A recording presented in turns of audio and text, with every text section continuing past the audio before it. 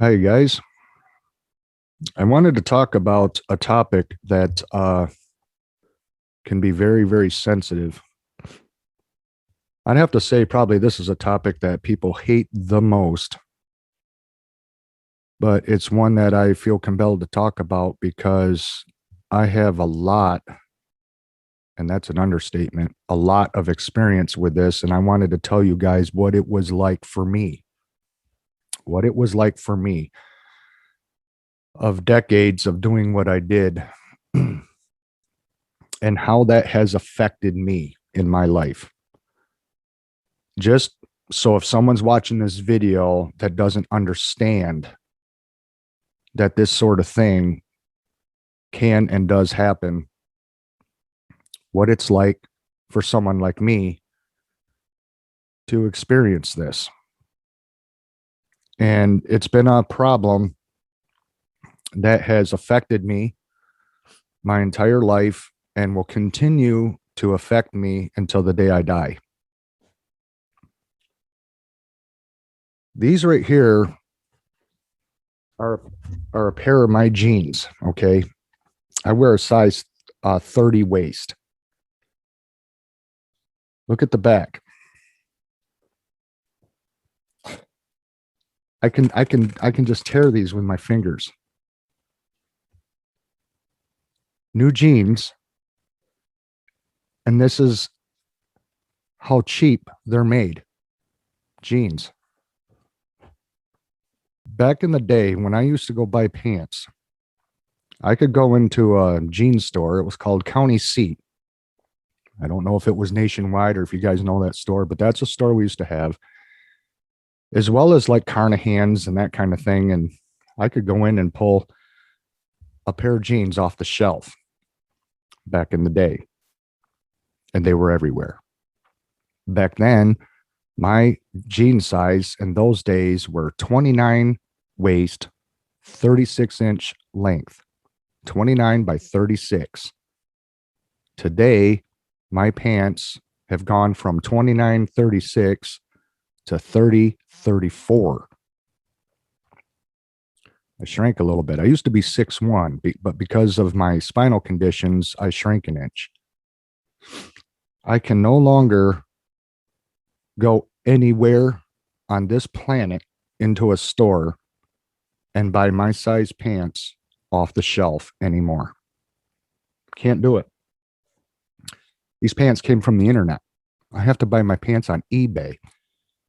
Why do I buy my jeans on eBay brand new with the tag still on them? Because if you visit the website of the company that sells the pants, they want a fortune for jeans. And the typical price for a pair of pants for me, $34, between $34 and $38 for a pair of jeans. And these are Arizona's. Garbage pants. I have bought Lee, Wrangler, and Levi. And now it's getting to where the jeans are becoming unaffordable. And it's incredibly hard to find my size jeans anymore, even online. So I have no idea going into the future what I'm going to do for pants. Thank God I know how to sew, because I see the day coming where I am going to have to make homemade pants for myself like I'm Amish. And why can't I find pants anymore in my size?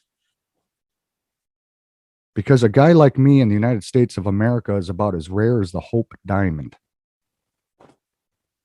And I'm going to talk about something in this video that is true. It may upset some people, but it is true.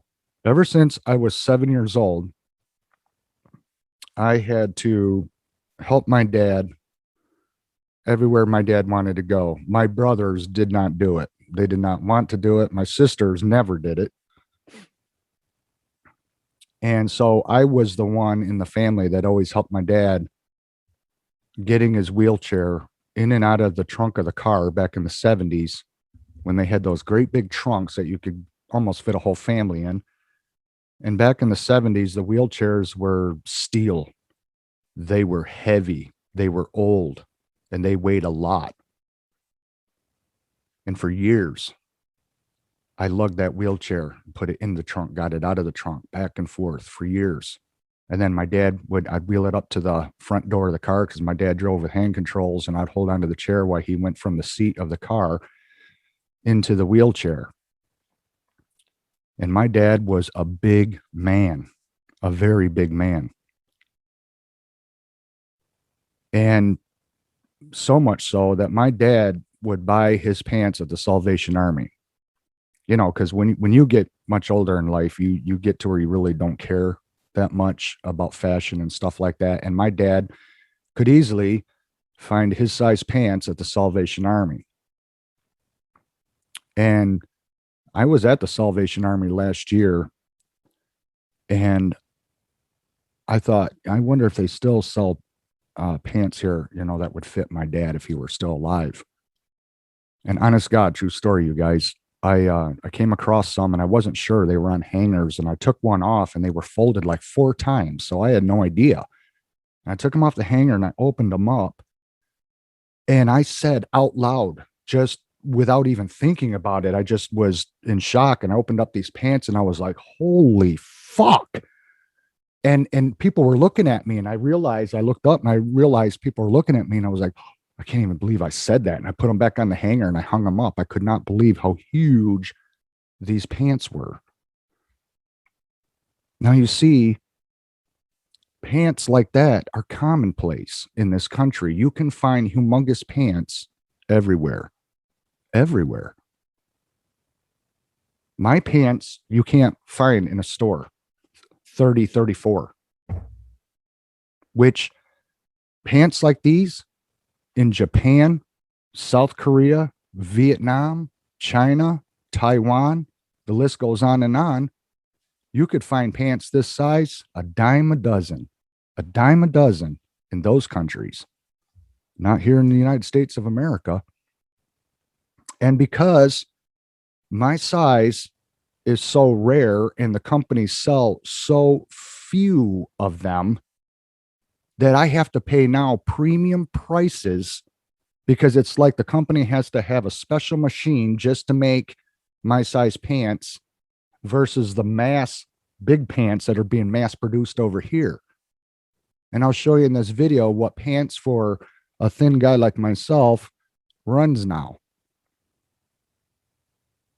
because they sell so few of them, and because the size is so rare, you got to pay like a rare special price when I shouldn't have to. And my sister, because I made a comment on Facebook, she says, well, you know, you're judgmental on how you view heavy people. And because I said I'm sick of seeing it. Being sick of seeing something is not judgmental. If you saw something every day and you were sick of it, you were sick of seeing it, that's just being sick of seeing something, right?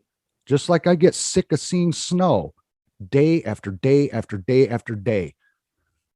That has nothing to do with judgment. That's just saying I'm sick of looking at this. Or it's like looking at war all the time and saying, I'm sick of seeing war all the time. That's how I feel about big, obese people. I am sick and tired of everywhere that I go in this country.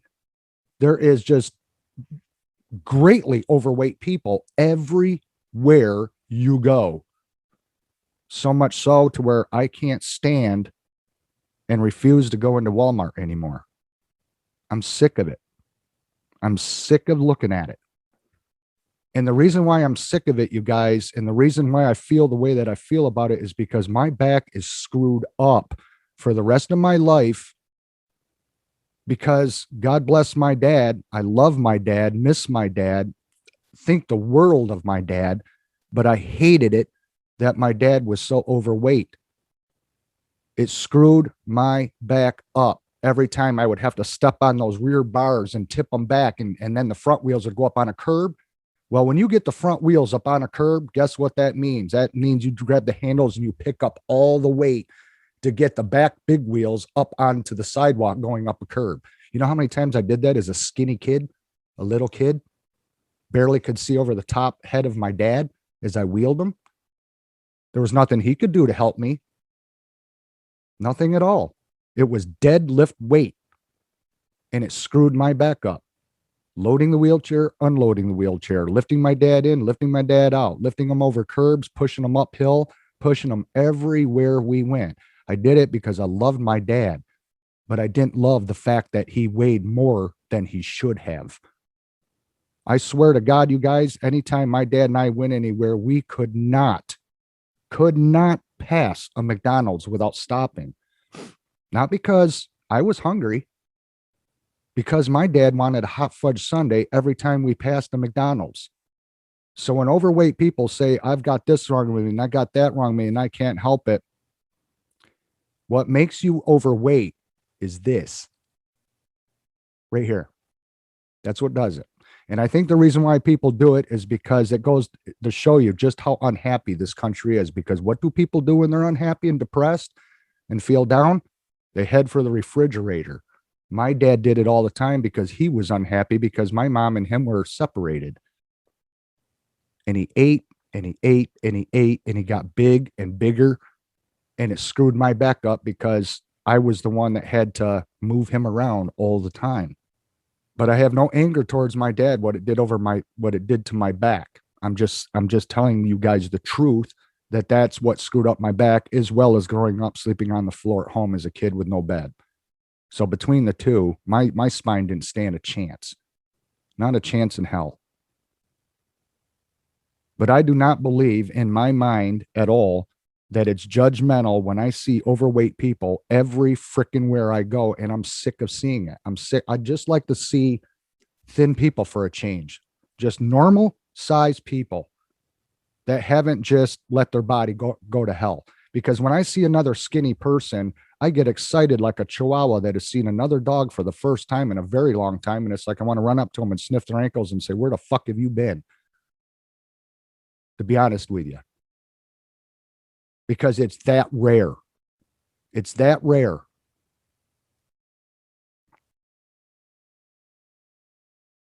And because of it, that is what made my size jeans go away. This is why I can't buy my pants in a store like everybody else can. Everybody else can go into the store and they don't know what it's like. I don't know what it's like, Kev. I can go in a store and I can buy my pants, no problem. Yeah, but your waistline is 62 inches. My dad's waist was 66 inches. So those pants that I opened up in the Salvation Army, that was the size my dad would buy. And because I haven't seen him in so long, that's why I said what I said. And everyone looked at me and I was like, ooh, I didn't even realize I said that out loud. I was in shock. I haven't seen him in a long time. It's like, God, my dad was big. And they're still available. And you know what that tells me? Because there was a bunch of them, that there's more people out there with that same size, that same waistline. Holy crap. Lots of them. Here's all the pants. Here's all the proof. And that's why my size can't be found, because nobody wears normal jeans anymore. They call them skinny jeans. No, they're not skinny jeans. They're normal jeans. People just like to put the name on them that they're skinny jeans because nobody's skinny anymore. So they have to like mock it and say, oh, those are skinny jeans. No, they're normal size jeans. Look up what's normal for a 6-foot man and tell me if a 30-inch waistline isn't normal, or even up to 34. But 66, I could have hung those pants in the windshield of my van as a sunblock for the dashboard. I kid you not. And that's why it sickens me, because not only is it something that has destroyed my back, physically destroyed my back, but everybody seems to think that this is something that's A-okay in America. It's fine. That's why cars are getting bigger and tires are getting much bigger, because the cars are bigger and heavier. They got to put bigger wheels on them. Everything's getting bigger. And then people like to use the excuse, well, It's not my fault. America makes portions too big and they do this. It don't matter how big the portions are because you've got the freedom to go and just get more. So portions have absolutely nothing to do with it. It's called willpower and knowing when to stop. I'm sick and tired of looking at it. My sister told me, she says, if you go on a hike with someone, they're going to think that you're on meth because you're thin. Well, screw them. Let them think I'm on meth. I really don't care. I'm not on drugs. I don't even drink alcohol, which is another huge problem in this country. So much so to where now, since they have alcohol to where you can take it to go because of the pandemic. Well, now since the pandemic is over with, they've done a study to see if people still want that to be available. And yes, they do. Overwhelmingly, more than 75% still want their alcohol to be able to be taken on the go, which is only going to cause DWI and DUIs and all that to go up. This is why it sickens me. But now, because so many people are big, now huge clothes are commonplace. They're everywhere. You look at jackets, extra, extra, extra large, shirts, extra, extra large. Very hard as hell to find something that fits me. Thanks to everybody jumping on the fat wagon to where I have to seek things out like they're rare, like it's a rare antique. Oh my God, I haven't seen one of those since the 70s. That's what it's like for me. And it's also something that has literally destroyed my health because of it. When I was in healthcare, I had to use a Hoyer lift. You can Google it if you don't know what it is. A Hoyer lift to get most of my patients out of their bed because I don't have the strength to do it, weighing 322 pounds. Those people would weigh that much. And it's like I had to roll them to one side, put the canvas, it was like a hammock, under them and then roll them the other way so I could get it to come out the other side and then hook the chains and hook. It was like a cherry picker, like something you'd pull an engine out of a freaking Buick. That's how I'd get these people out of bed. With a lift, a hydraulic lift. And my back couldn't take it anymore because now I was older in the healthcare field. And it was like, no, after dealing with my dad, I can't do this kind of work anymore. And I went into landscaping, which killed me even more because everything that I've ever dealt with has been heavy, very, very heavy.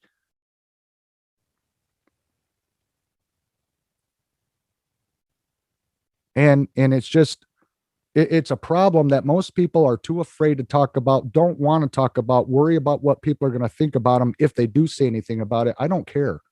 I don't care because I call out what I see when there is a huge problem in the United States, a huge problem. My dad had this device. I don't even know what you call it because I haven't seen one in years. But in the 1970s, honest to God, true story, it was solid steel, chrome plated steel. And this thing was flat and wide. It was thick, like that thick. And it was wide. And it had a sleeve that went inside of another sleeve with a crank on it. And it had two big hooks on the end of it.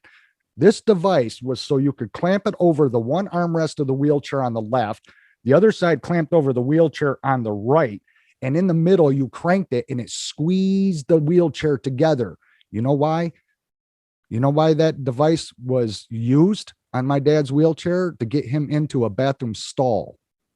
Because most bathroom stalls in those days weren't designed for big, oversized wheelchairs. So I'd have to put this thing on my dad's wheelchair and he would crank it. And then I would tell him when he got it narrow enough to where we could clear the stall doors to push him in to where the toilet was. You guys have no idea the shit I had to deal with growing up as a kid. All other kids got the freedom to grow up in a certain way. And I had to deal with this stuff. And all I knew was if my dad didn't eat so much, this wouldn't be a problem. This wouldn't be a problem getting him into the stall. You could just wheel in a normal size wheelchair, but his wheelchairs were oversized. Oversized wheelchairs. He had many of them.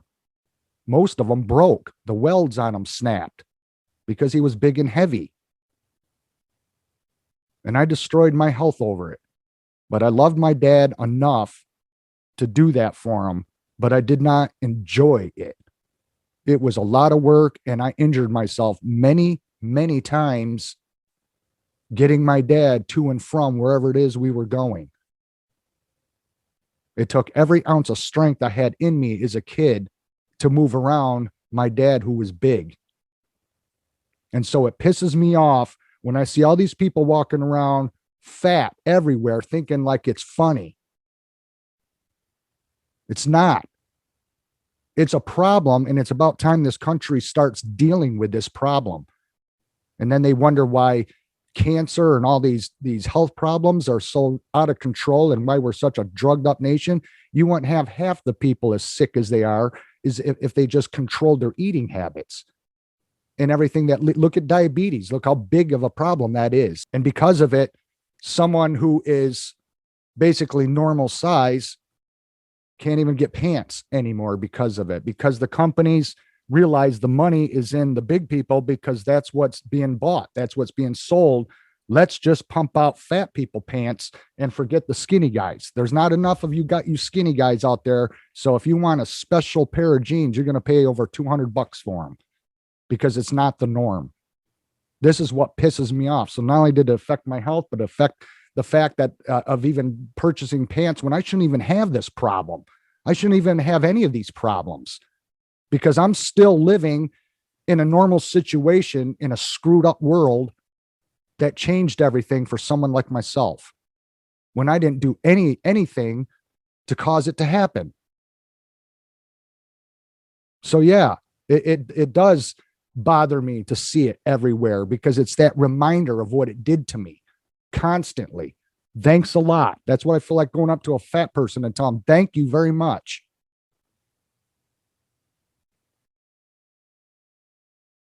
And I don't think it's being judgmental, because even in the Bible, it says gluttony is a sin.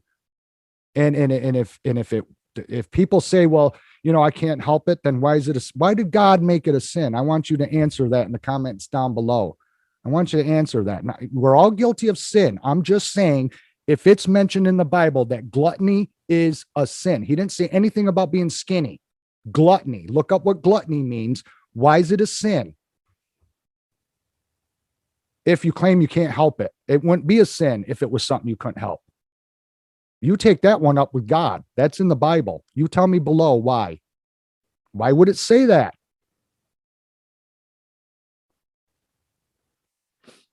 It pisses me off.